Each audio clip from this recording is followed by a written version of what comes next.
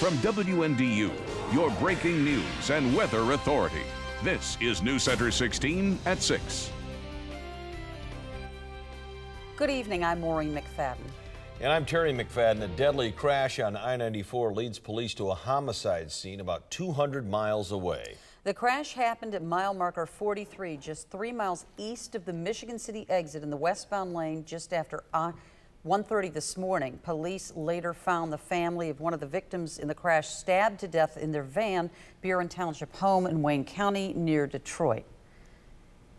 News Center 16's Gabby Gonzalez has been following this story all day and joins us live from the newsroom. So, Gabby, have police made a connection between the crash victims and his family's murder? Well, Mo, Terry, 39-year-old Michael Vander Linden is currently the only person of interest in this homicide investigation. Police were surprised to find the violent scene at the family's home when they arrived to inform them of Vander Linden's death. They've collected computers and answering machines from the home to see if there are any clues to explain these events, but the tragic morning still remains unexplained.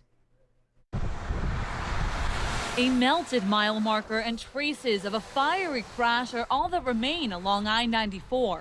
It burned the vehicles down into the pavement of I-94, so that tells you how hot the fire got. Just hours earlier, this was the site that emergency crews encountered.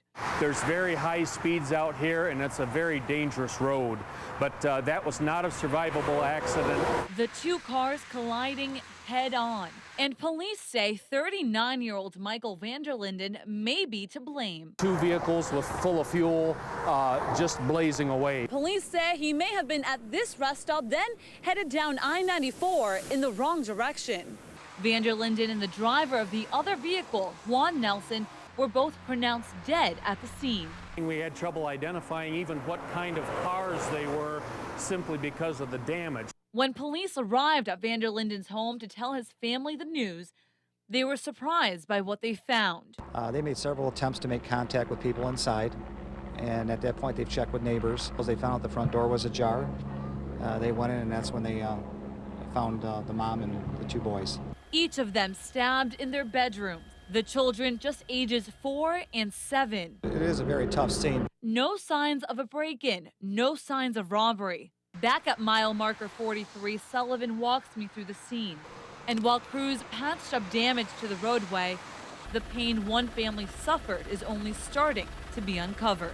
I'd like to say I've seen everything in the coroner's office over the years, but just when you think you have, something like this pops up. And it just goes to show you these calls aren't always what they look. Things aren't always as they appear.